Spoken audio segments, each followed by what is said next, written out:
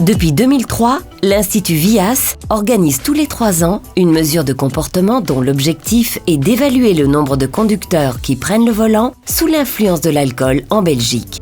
Nous suivons aujourd'hui un des contrôles d'alcoolémie réalisés dans le cadre de cette étude. C'est la 7e fois que nous collaborons avec la police fédérale et les zones de police locale pour mener une telle mesure de comportement alcool. Nous sommes d'ailleurs un bon exemple en la matière en Europe et nous essayons de couvrir tous les endroits du territoire, tous les moments de la semaine pour vraiment avoir une image objective de la situation.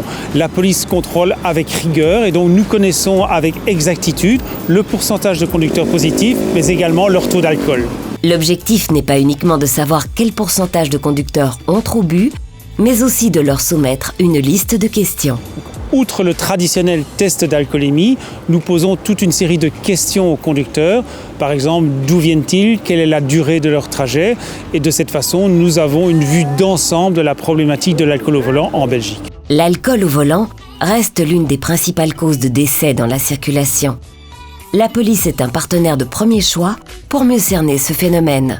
On fait des contrôles d'alcool pour s'attaquer à un phénomène qui est de plus en plus répandu, la conduite sous alcoolémie au volant.